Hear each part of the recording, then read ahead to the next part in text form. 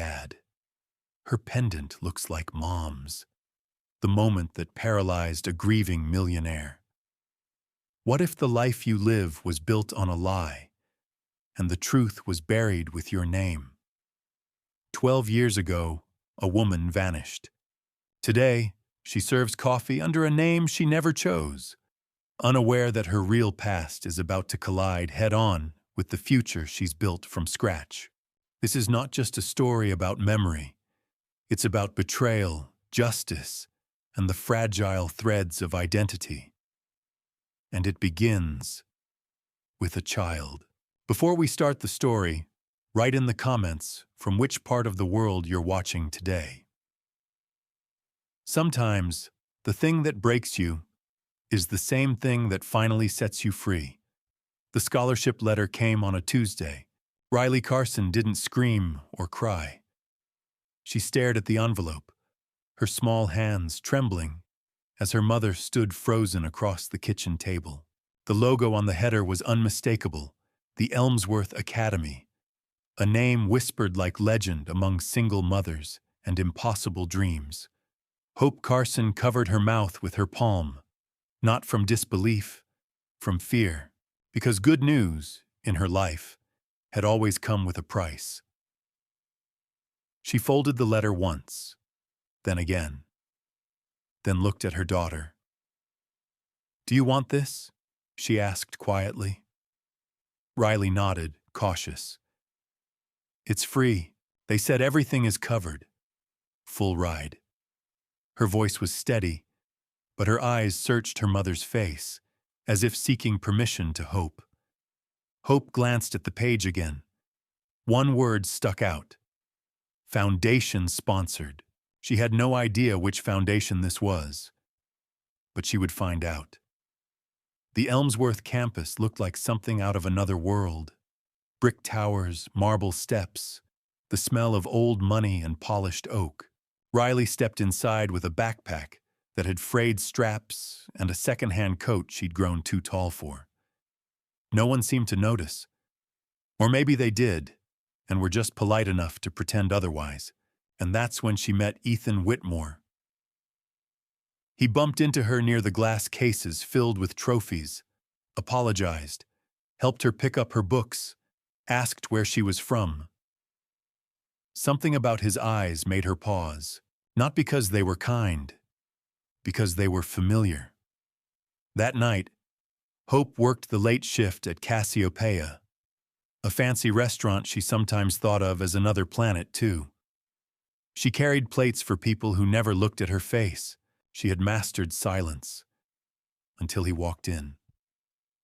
The last time she'd seen James Whitmore, she couldn't have known it, because the woman he remembered, Emily, had vanished 12 years ago, and the woman who now stood before him was a ghost of that memory. Older, thinner, scarred. But the necklace she wore. James saw it before he saw her face. A small silver pendant shaped like a crescent. Unique. Handmade. One of a kind. He had it crafted himself once. Gave it to Emily the day she told him she was pregnant. Told her it meant their child would be born under a new moon. A beginning. His voice had cracked when he said it. He hadn't seen that pendant since the night Emily disappeared. His wine glass slipped a little in his hand.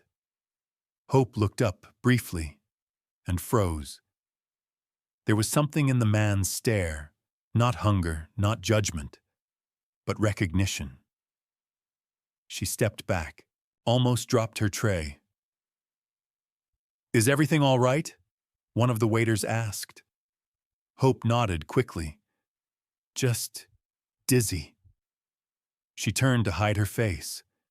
James didn't finish his meal. He stared at the server from across the room, then excused himself under the pretense of a meeting. But he didn't leave the restaurant. He waited outside, across the street, until her shift ended. He didn't even know what he was doing, only that he couldn't walk away. At midnight, she stepped out. Alone. Pulled a scarf around her neck, careful not to touch the pendant. James followed at a distance, watched her unlock an old bicycle, ride away slowly.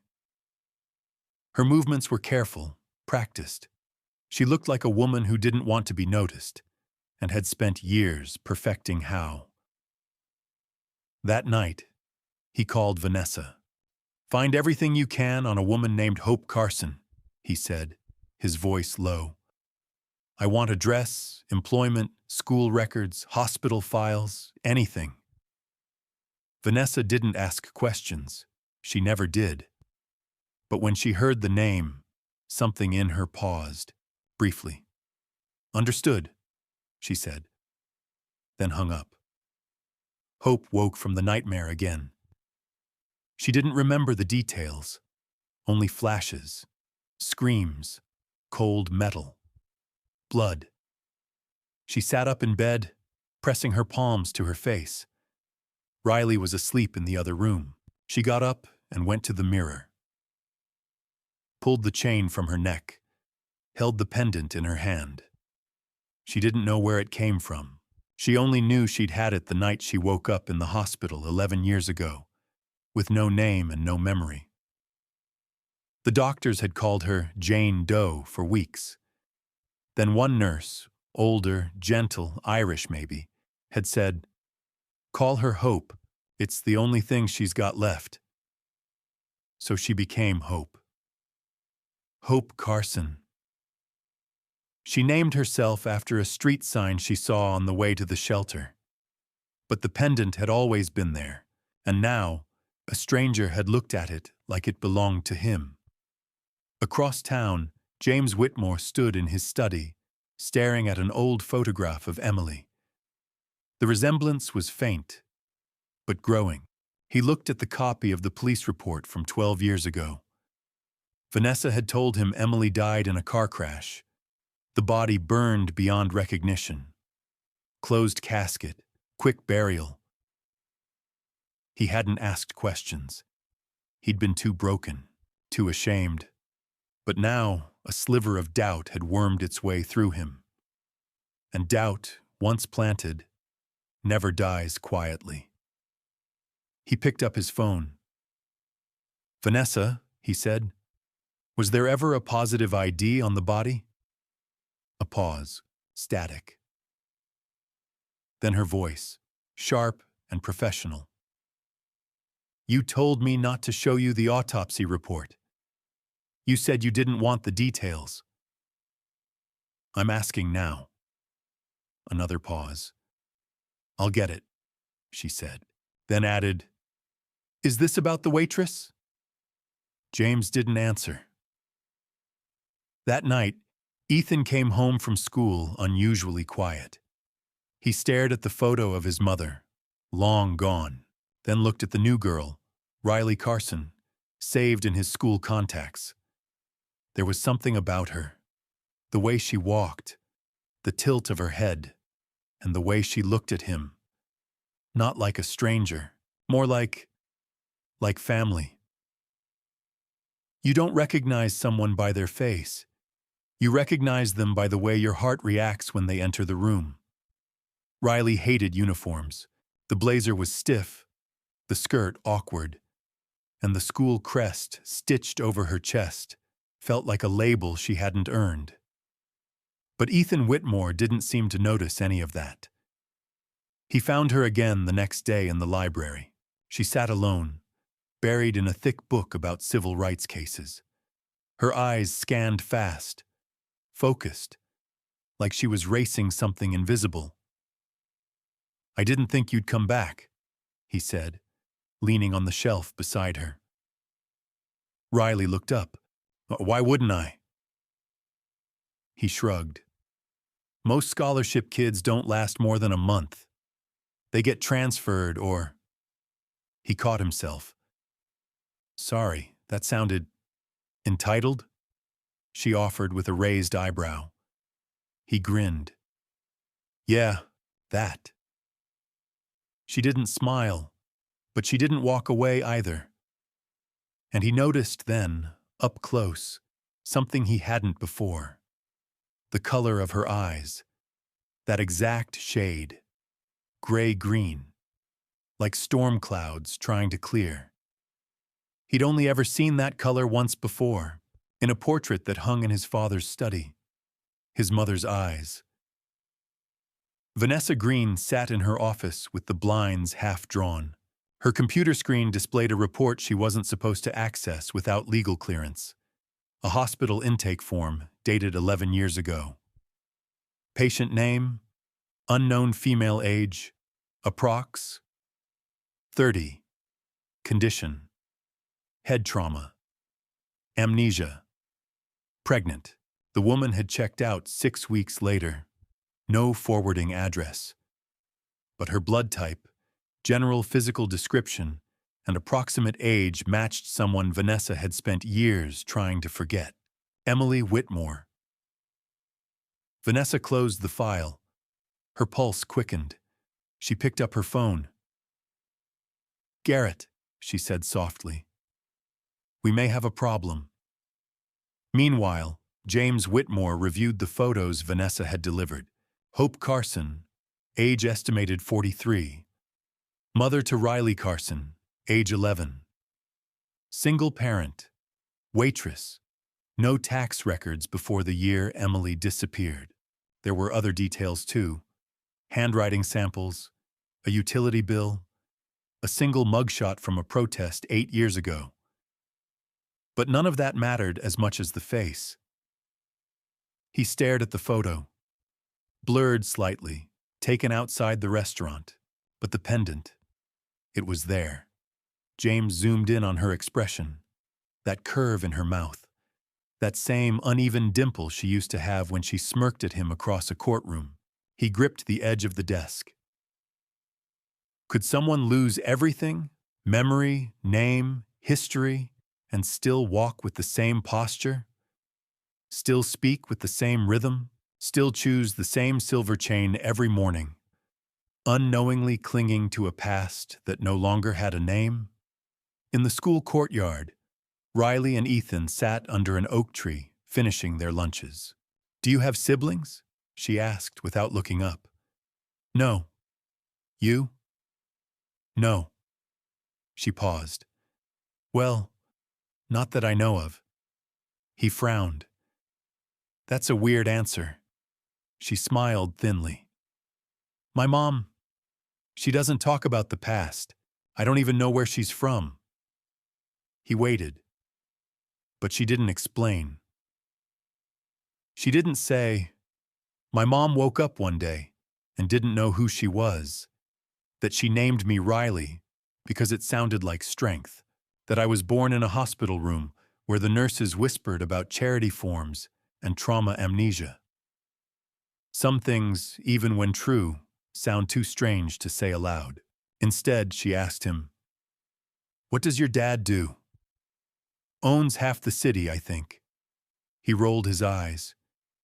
"He used to be nice. Then my mom died and he changed." "When?" 12 years ago." A silence settled between them, thick, uncomfortable. Riley turned her head. "What happened to her?" He shrugged. "She died in a car crash. Or, that's what they told me." Riley's stomach tightened. She didn't know why. Just a coincidence, she told herself. But the words 12 years ago rang in her chest, like a distant echo. That evening, James reviewed another report. This one from a private lab. DNA sample A. Ethan Whitmore, DNA sample B. Riley Carson. Result: parent-child relationship, no shared paternal markers, yes probability of shared father. 98%. James closed his eyes. Riley wasn't just a girl his son had befriended. She was his daughter. Vanessa stood in a high-rise elevator, heading to a meeting she hadn't scheduled. When the doors opened, Garrett was already there, pacing the small penthouse flat they used when things needed to be handled quietly. "She's alive," Vanessa said without preamble. Garrett swore under his breath. That's not possible." I saw the file. DNA confirms it. She has a daughter, same age as Emily's would have been. He ran a hand through his hair. Then we have to make this go away. Again. Vanessa hesitated. You said the car burned. You said the body. I said what I needed to say. You were the one who signed the insurance claim. Silence. Vanessa finally said, He'll find out the truth. Soon. Garrett stepped closer. Then let him. We can't unbury a ghost, but we can discredit her. No one believes a waitress with no past, especially not when her brain was scrambled. Vanessa didn't respond, but something flickered in her eyes. Not fear, not guilt, jealousy. Hope watched Riley sleep. The apartment was quiet, the street outside lit by cold sodium lamps. She sat at the edge of the bed, the pendant still around her neck. She turned it over in her fingers, again and again, until something inside clicked. A memory. Not clear, not sharp, but real. A man. A voice. This is for her. For the baby. A beginning. She blinked. The memory dissolved, but the feeling remained. She stood, crossed the room, and pulled out the old journal she'd kept since her recovery. She opened to a page marked with a torn receipt. Her handwriting was shaky in the early pages, but the words were clear. I don't know who I am, but I think I was someone once. Someone loved, someone hated. Maybe both. If I forget again, I want to remember this. I am still here. And so is the truth. She read the entry 3 times. Then, slowly, picked up a pen. Tonight, she wrote something new. He knew the necklace. He knew me. The truth doesn't hide in the dark. It waits, patiently, until someone dares to open the door. The Whitmore estate was known for silence. Not peace, silence. The kind that came with money and old mistakes. Ethan walked its polished floors barefoot, the soles cold beneath him as he wandered the upstairs hallways. He had grown up in these corridors. As a child, he would race down the carpeted edges while his mother, before she died, called after him with laughter in her voice. That laugh had stopped long before the crash. Now the house only echoed when it wanted to remind you who built it. Tonight, it whispered something else. He'd been looking for an old phone charger in his father's study, rummaging in drawers he wasn't supposed to open, when he found it. A folder. Labeled in plain black letters, Carson, Hope. Curious, he opened it. Inside, photos, reports, hospital forms. A grainy picture of Riley outside the school. And then, a page that made the breath catch in his throat. 2 names. 2 DNA samples. A match. Riley, he whispered aloud. He stared at the result, then reread it, then again. And suddenly, the color of her eyes made sense. At that same moment, James Whitmore sat in his car, outside a small brick house on a street so narrow his black sedan barely fit without scraping the curb. The house had 2 windows glowing with warm yellow light, curtains drawn. He watched shadows move inside, one tall, one small. He thought of the pendant again, and the night he gave it to her, not as a husband, but as a man terrified of losing the woman who made him better. The day she vanished, they had argued. About Vanessa, about control, about the company. James had accused her of betrayal. Emily had accused him of blindness. The last words he remembered her saying were, "You don't see what's right in front of you, and one day, that will cost you everything." She'd slammed the door, drove off. Vanessa had called him hours later. "There's been an accident. I'm so sorry." Only now, he wasn't sure who that accident really happened to. Vanessa Green stared at the fire in Garrett's fireplace, like it could erase the memories. She hadn't wanted to hurt Emily. Not at first. But the way Emily challenged everything, questioned reports, demanded transparency in board meetings, threatened to expose falsified audits, had made her dangerous. Too smart, too independent. And James, Vanessa had watched him fall in love with Emily like a fool, like a man who couldn't see who was right beside him all along. Vanessa had poured her life into Whitmore Holdings, stayed late, cleaned messes, smoothed James's public image. Emily had been a problem. So she'd solved it. At least she thought she had. Riley stared at her notebook, but the words on the page blurred. Something was wrong. Ethan had been distant all day. Quiet, almost cold.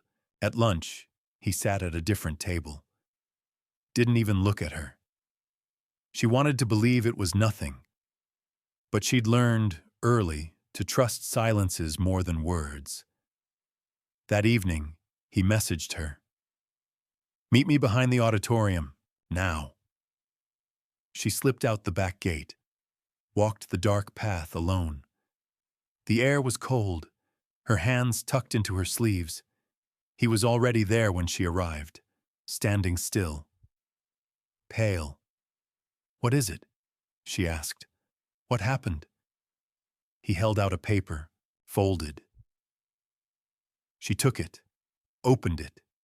DNA results. Her name. His name. A match. She couldn't breathe. "I don't understand," she whispered. "I found it in my dad's office." He paused. "Riley, you're my sister." Her mind screamed no, but her heart, somewhere deep, already knew.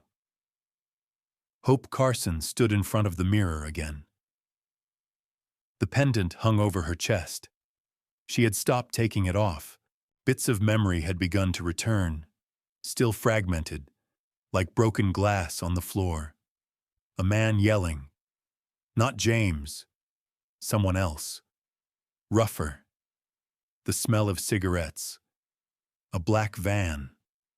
Then nothing. She stared into her own eyes and didn't recognize them anymore. In the drawer by her bed, she kept a journal. Pages filled with doubt, poems, pieces of herself. Tonight, she wrote, Riley is hiding something. Her eyes were red when she came home, and she keeps looking at me like she's seeing me for the first time. What has changed? She closed the book, slipped the pendant beneath her shirt. And for the first time in years, she thought, what if I was someone? What if I belonged to something bigger? James sat with a bottle of wine he hadn't touched. Across from him was a photo album, one he hadn't opened in over a decade. Emily on their wedding day. Emily standing in the boardroom, holding charts, her fire visible even on paper. Emily pregnant, laughing, a hand over her belly. And on the last page, a sonogram. He turned the page slowly. Tucked behind it was a note he'd forgotten existed. Don't let them drown me out. Her handwriting. He stared at it until the ink seemed to bleed. He knew what he had to do. Vanessa sat in her office, watching the building's security footage from the night before. One clip showed James standing outside Hope Carson's apartment. Her jaw tightened. She picked up the burner phone she kept in her locked desk drawer. Dialed. "Garrett," she said. "He's getting too close." "You want me to deal with it?" "No," she said, then paused. "Not yet." Garrett's laugh was thin and sharp. "You're getting soft." "No," she whispered. "I'm planning something permanent." In a dark lab across the city, a second set of test results printed. Not official. Off the books. Ordered quietly by Vanessa 2 days earlier, they showed something else. Hope Carson and Emily Whitmore. Identical genetic profile. She stared at the paper. Emily Whitmore was alive. The only question now was how long she would stay that way. You don't remember everything at once. It comes back in fragments. Smells. Sounds. A name whispered through the dark. That's how the past returns. Not like a flood, but like smoke under a door. The first thing she remembered clearly was the music. Piano notes drifting in the air, soft, uncertain, like someone playing in another room. She had heard them before, in dreams, in the back of her mind when Riley asked for lullabies she didn't know she knew. Now she heard them again, not in her sleep, in real life. She stood in the aisle of a bookstore, Riley in the children's section, when the music played over the speakers, some classical piece on the store's playlist, and the walls around her memory began to crack. Her breath caught, her fingers trembled as she clutched the back of a chair. Suddenly, a flash, a room filled with sun. A man playing piano. Her husband? Her father? No, not James. Another face, harsh, lean, cigarette burning in his hand. The image was gone before she could name it. Across the city, Ethan sat on the floor of his bedroom, the DNA report beside him.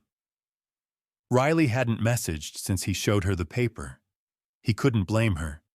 He didn't know what to feel either. They had something between them. A friendship, or the beginnings of something more. And now it had twisted into something raw and impossible. Family. Blood. He stared at his phone. Typed. Erased. Typed again. "We should talk. I didn't want you to find out like that." He didn't hit send. Instead, he opened the photo of his mother again. Stared at her eyes. Riley's eyes. Hope sat alone that night. Her journal open, but the pen unmoving. She felt something inside her shifting, not breaking, awakening. The music in the bookstore had pulled something out of her she couldn't name, but now it wouldn't go back into the dark. She walked to the closet, dug through old boxes, Riley's drawings, receipts, a hospital ID tag she never showed anyone. At the bottom, an envelope she didn't recognize. Inside, a photograph, charred at the edges, almost destroyed. But part of a face visible. Hers, or someone's who looked like her. Behind her, a man, clean-shaven, wearing a dark gray suit. Hope stared. Her hands began to shake. This wasn't just a photograph. This was evidence. But of what? James had stopped sleeping. He sat in his private office, the city lights behind him, the photo album still open beside his elbow, the pendant, the journal entries, the results, the whispers in his head. And now, a message from Vanessa. Short, chilling. "You were right. She's not dead. We need to talk. In person." James stared at the message for a long time, then deleted it. And finally, He picked up the phone and made a call he had avoided for over a decade. Detective Arlo Kemp, please." Vanessa stood by her office window, watching rain slide down the glass. She had played her part well. For years. Grief counselor, corporate advisor, loyal family friend. She had built her entire career on being invisible in the right ways and essential in others. But Emily's return had undone her. Not because of what it meant legally, because it proved James had never let her go, and it exposed Garrett. Garrett, who had gone too far. Who hadn't just silenced Emily, but almost killed her. She had only wanted influence, control. He had wanted blood. Now everything was unraveling, and fast. Riley sat on the fire escape outside their apartment, knees pulled to her chest. She didn't know how to tell her mother what she now knew. Didn't even know how to say the name she had read in the files. Emily Whitmore. Hope Carson wasn't just her mother. She was someone else entirely. A woman with a husband, a life, a legacy, all stolen. "Riley," her mother called from inside. "You okay?" "I'm fine," Riley said quickly. "Just cold air."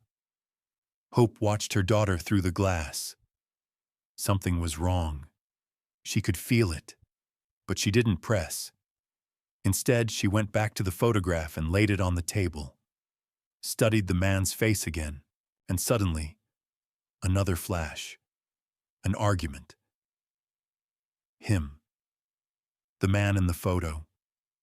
Garrett, slamming a folder down. Yelling.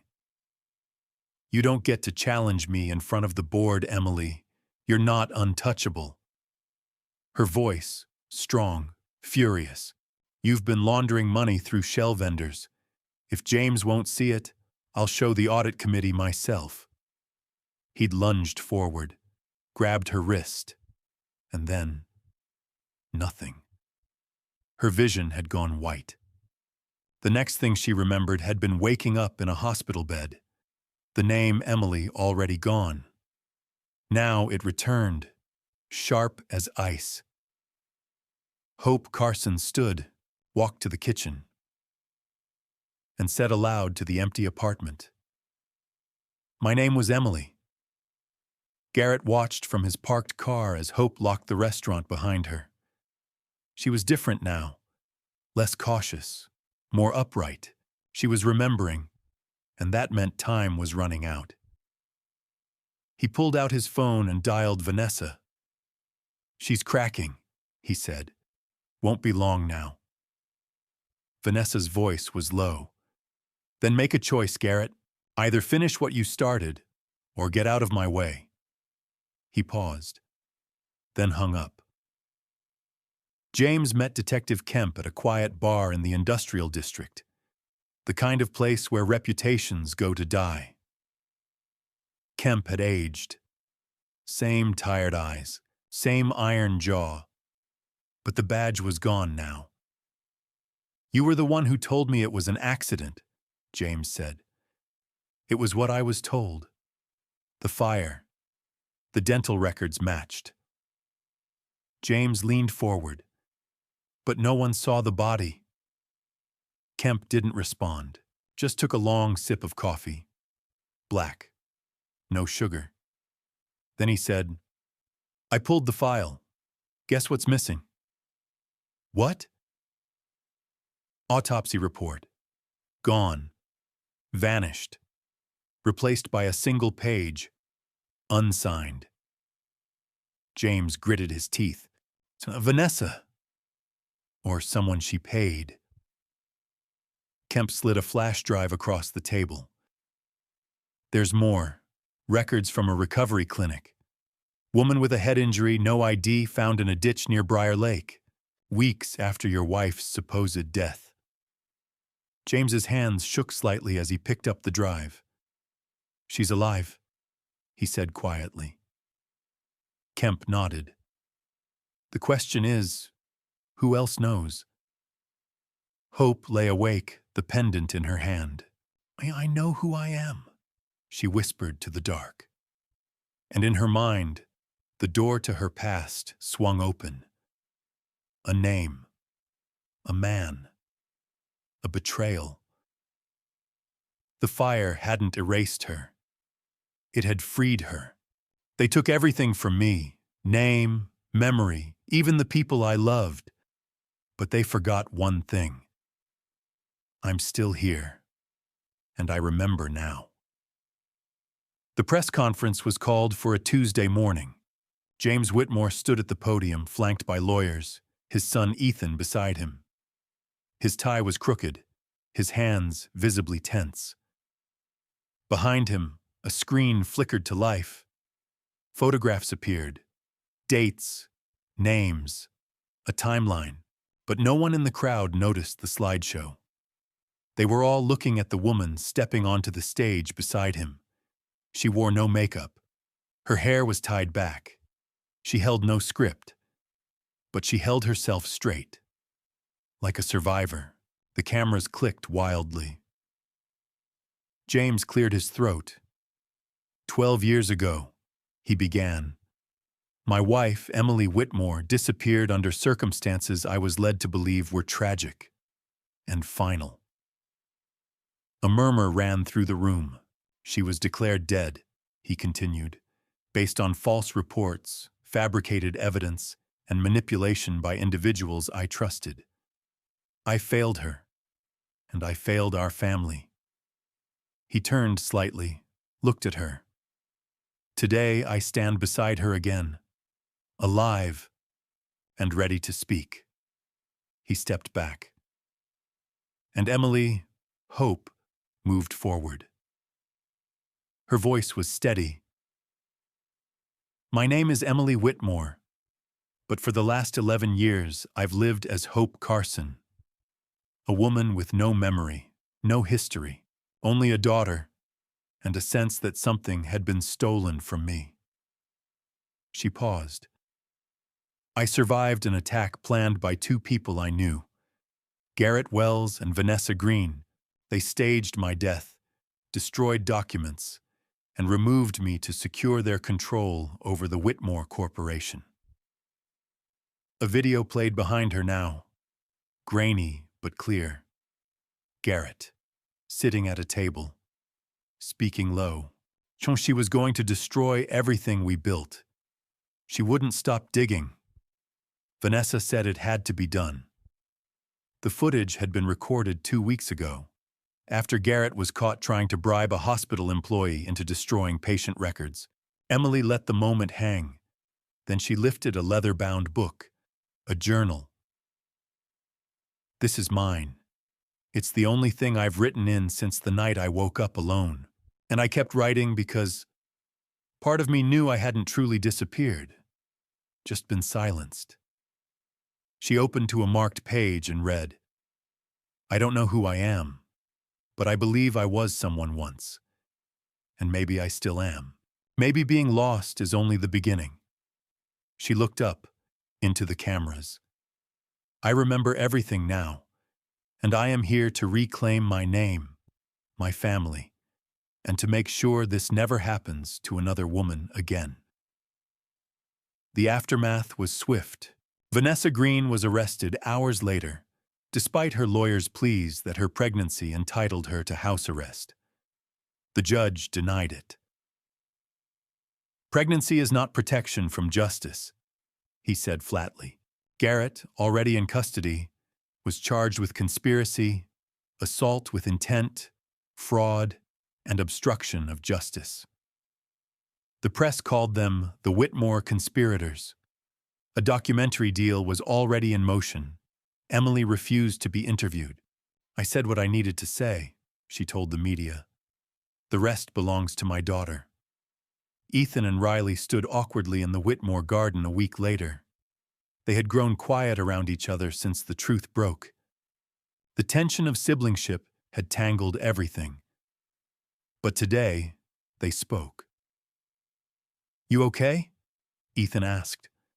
Riley shrugged. Getting there. She looked up at him. I still remember the first day we met, she said.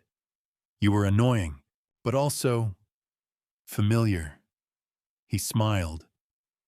Guess we were wired to find each other. She stepped closer. I don't care what anyone says. We're family now. Maybe not the kind that grows up in the same house, but the kind that chooses to stick. He nodded. Yeah, I'd like that. Emily stood before the board of the Whitmore Foundation 2 weeks later. She didn't want to return to the company. That chapter was over, but she had a proposal. A fund for women recovering from trauma, violence, and memory loss, with legal aid, therapy, housing, identity recovery support, funded entirely by Whitmore Holdings. The board voted unanimously in favor. James offered her a seat on the board. She refused it. I'm not coming back to what I was, she told him gently. I'm building what I need now. He understood. That night, they walked through the city together. Quiet, honest. I never looked for you hard enough, he admitted. I listened to the wrong people. She touched his hand briefly. You grieved me. That was real. But I wasn't dead. I was learning how to live again. He turned to her. And now? She looked at the skyline, at the lights, at the world that had once turned its back. Now, I'm not afraid anymore. Their final moment together, all four of them, came on a foggy morning at the coast. Emily stood beside James, her daughter beside her, Ethan just behind them. The wind whipped at their clothes.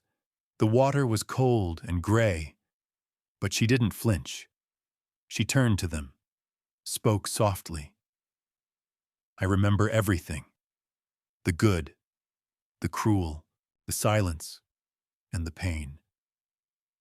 They waited. But I also remember who I became when I had nothing. I built something. From scratch.